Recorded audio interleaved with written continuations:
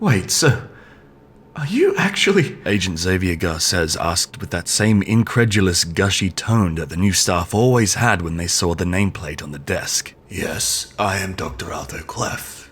No, those stories were all greatly exaggerated. The man in the plain brown civilian security suit's officer's uniform responded with a hint of resignation.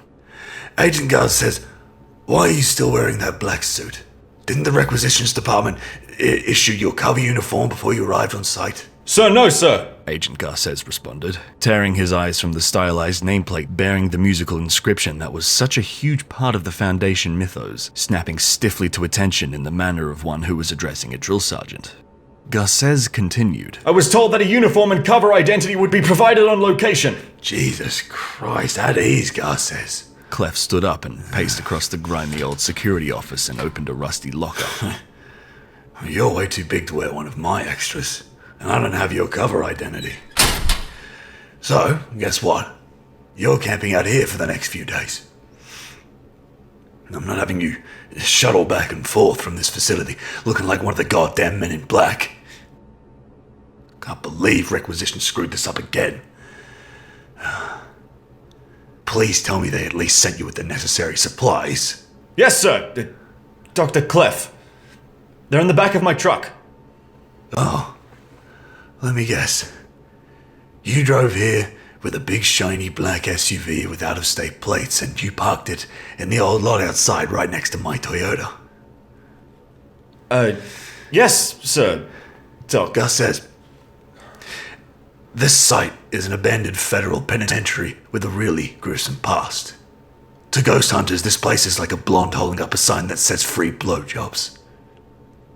You are supposed to be part of the skeleton rent-a-cop staff that keeps horny teenagers and thrill-seekers from trying to sneak into this building. Do you know what happens to people who sneak into this building?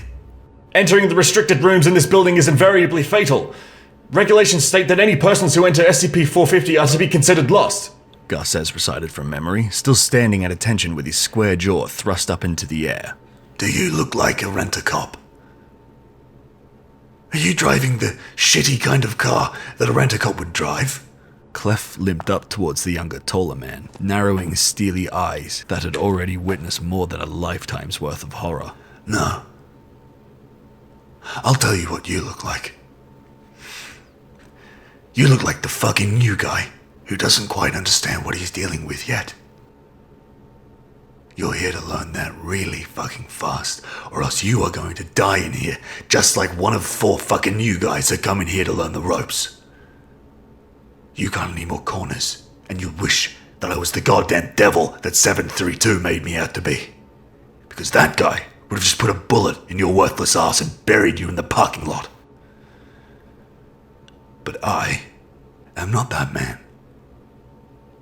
So if you fuck up in the slightest bit from here on out, you are not only going to die inside of 450, but the gates of hell are going to open up so wide that the cleanup crew that comes in here to pick up the pieces is going to have to fake a natural disaster big enough to wipe the neighboring 3 towns off the map.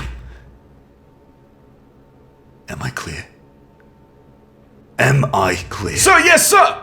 Garces said, eyes staring off blankly over the top of Dr. Clef's receding hairline. This isn't the army, Agent.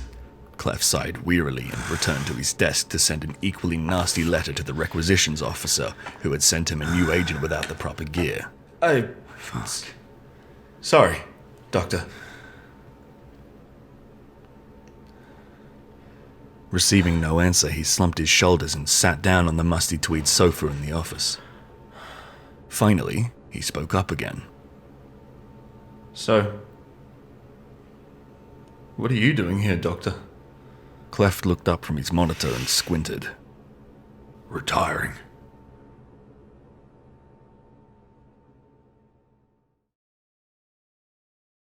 I'm getting old, Gus says. Clef explained. It was just over 30 years ago that we first secured this site. I was the first person to walk that mile, you know. Devise the containment procedures myself. Garces said nothing. He was dressed in the proper plain brown uniform now. His eyes locked straight ahead down the dilapidated hallway. His pace was measured and calm. his footsteps almost silent in comparison to the doctor's shuffling limp and the clack of Clef's cane. I based the containment pattern on the Seal of Solomon. Clef continued in a relaxed tone. Thought it would have some sort of arcane power over the entities trapped inside Death Row. Seems to have worked. I've only gotten loose once, and that was 7 years ago when some fucking new guy didn't make it to the chair in time. Once I kicked Bright into the containment zone as a joke. You could smell nothing but burning shit for the next 3 months, even in the safe zone. Fucker said he'd kill me for that one day. Good times, good times. Also, I fucked your mother. Garces flinched and looked sideways. Clef smacked him in the shin with his steel-tipped cane. Don't react, Garces! Don't react to anything while you are taking this walk! You just keep on shooting me out and finish the practice run. We got 3 more to do today. You need to execute this task perfectly, or you will die. Do you understand me? Now come on, back to the starting line. Clef and Garces turned around and walked to the end of the empty cell block in silence. They were in a safe wing of the facility, one that was secure enough to have electric lights overhead. The air was thick with the smell of rot, strongest at the far wall where the practice symbol was painted in pig's blood over and over on a daily basis. Clef paused, holding up his hand before Garces started his walk again. His chest heaved and his hand clenched the handle of his cane so roughly that it shook. Are you alright, Doctor? Do you need to rest? Garces asked gently. Clef looked down at the grimy concrete floor. You know, I wonder if it even matters. The pattern. We've been tracing it in Death Row once a month for 30 years. But I don't think the entities care about the pattern. All they want is the blood. Doctor? It's the walk that's important, Agent. You have to walk calmly and at the perfect rate. Not too fast and not too slow. Don't look to the sides. Just go in, smear blood on the walls, and get out. Maybe get assigned to contain something less shitty later. Yes, Doctor. Did you need to rest? Oh, no. I just needed to think of something new to torment you with while you're in practice. Something really good. Clef's face split with a wrinkled grin. Let's get going. For the next 4 hours, Clef yodeled non-stop. Garces managed to complete 1 practice walk successfully.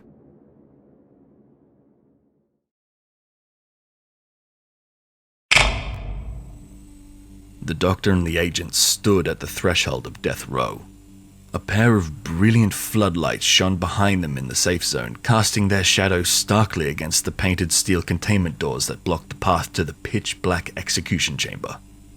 Garces clutched a white plastic bucket containing a paintbrush and 3 blood packs generously donated by the people of the neighboring town in one of their frequent blood drives. What if they attack me anyway? Garces finally asked, staring at the door blankly. They shouldn't, Xavier. But if they do, I promise I'll finish the job. We'll keep these things contained.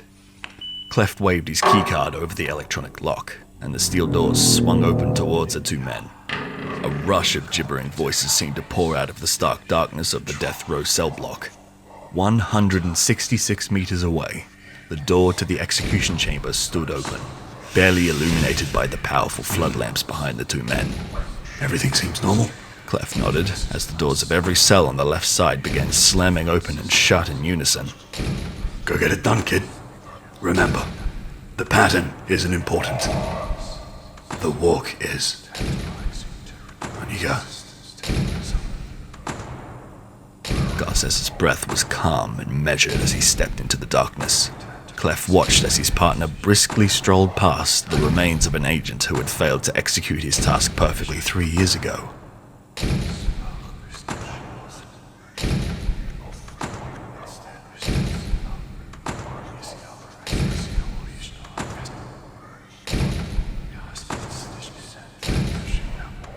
After passing 73 yards down the hallway, Garces spun his head sideways with a short exclamation.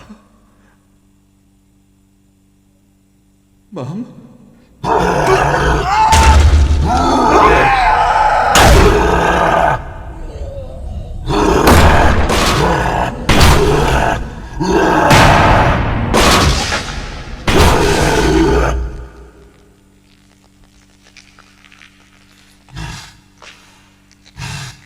Abruptly, his body was yanked to the side, smashed against the rusted metal of a closed cell over and over until it was limply dragged between the bars in a smear of gore. Cleft narrowed his eyes and grimaced. He had really thought Garces was going to work out. Fucking hell. I thought he fucking had it.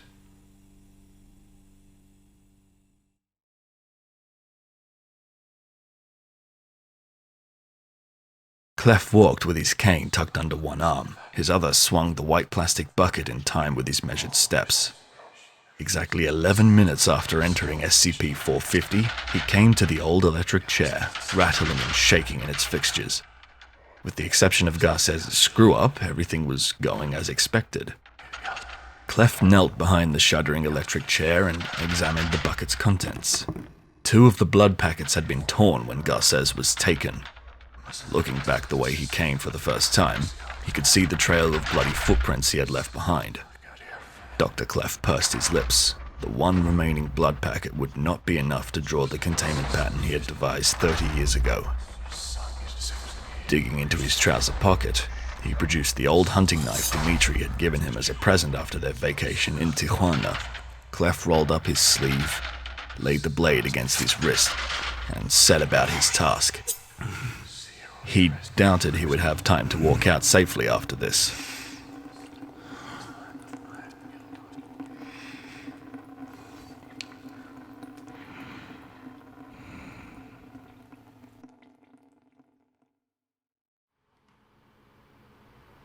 Dr. Yancey sat in the security office, feeling very small in front of Dr. Clef's laptop.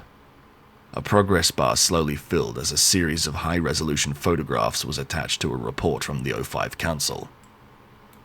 Agent Xavier Garces is confirmed to have perished while executing secure containment procedures at approximately 7:42 p.m. Attached image was taken by researcher Darren from outside SCP-450 containment. It appears that Dr. Clef personally completed containment procedures with his own blood. Of note is the phrase that Dr. Clef painted upon the rear wall of the execution chambers in place of the decayed containment pattern. "Come and get it, motherfuckers." The entities within SCP-450 are confirmed to be contained.